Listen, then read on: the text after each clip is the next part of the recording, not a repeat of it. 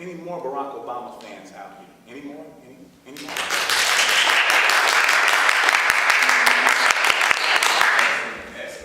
Okay, well, without any further delay, Mr. Mulcahey, let's get to the bottom line. I'm ready to go. All right.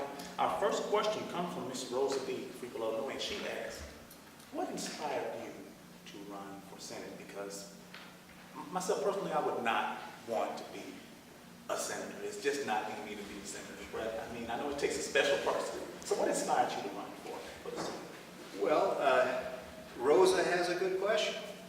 That's a question sometimes that I ask myself.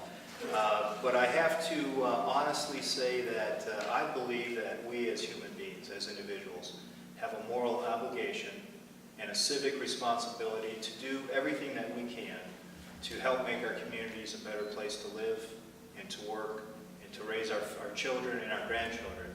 Now, many of us can do this through our day-to-day work, whether you're in law enforcement or firefighter or nursing. Many careers out that allow people to fulfill that calling.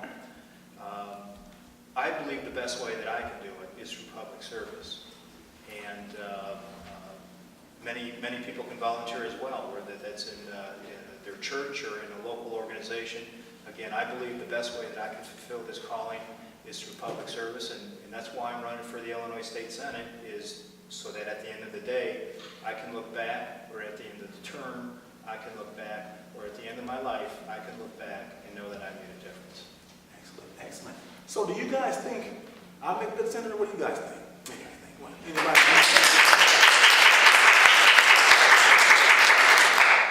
You guys are so kind, too kind. Mr. Mulcahey, my next question also comes from Mrs. Rosa B. of Freeport. She asks, what is one of the main things you'd like to give back to the people of elected senator?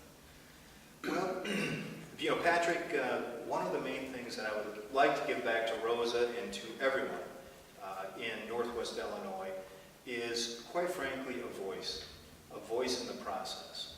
For far too long, I believe that we've sat silently on the sidelines, that we haven't had the inspiration and the leadership to get out and become involved, to speak loud enough for people to hear what we want, what we're saying.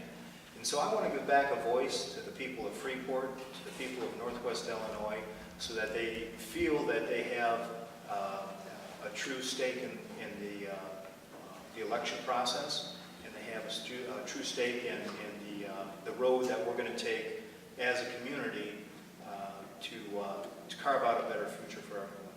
Excellent. Now, you have a political history. So your father was in politics as well. He was. Father, Mr. Mulcahey, my father speaks about him often, says he was a very hands-on type of guy.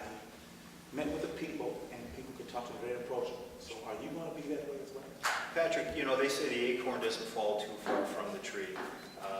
I think the world of my father. I love them. They've given me everything that I have. And as a parent myself now, I truly understand what it takes to be a parent and to do a good job of parenting. Hats off to my dad. He's done a great job as a parent. He also did a great job as a legislator. He was someone who would represent not only Democrats and Republicans and independents. He would represent African Americans, whites, Hispanics. He represented Northwest Illinois. That was his goal. When he went down to Springfield, he was carrying the flag of Northwest Illinois. He wasn't carrying a partisan banner or any other banner, and that's what made him approachable. That's what made him a good legislator. I'm going to do the same thing. I believe that you've heard of the 80-20 rule, right? Yes. Okay. Generally, 80% of the work gets done by 20% of the people. I apply that 80-20 rule to public service. 80% of the job gets done here in district, going out and rubbing elbows, putting together coalitions with groups, with interest groups, so that we can pursue a common interest and a common betterment of our community. 20% of the job is down in Springfield, pushing that red button for no, that green button for yes. So that's my interpretation of the 80-20 rule. Is it important to get down to Springfield and go to those committee meetings? Absolutely, it's a requisite of the job. Is it important to sit down and vote on those tough issues on the Senate floor? Absolutely, that's part of the job. But I believe that the bulk of the job, that 80%, is done right here in communities like Freeport, in Galena, in Dixon, and Sterling, and all throughout the northwest part of Illinois. Excellent, excellent, that's great. Mr. Mulcahey, we have another question for you. This one comes from Mr. Andre T. of Freeport. He asks, with unemployment being so high, how would you as senator go about bringing jobs to the state line, and more specifically to the city of Freeport? Well, certainly jobs and economic development, Patrick, is a pillar in my campaign, is a pillar in my candidacy for the state senate.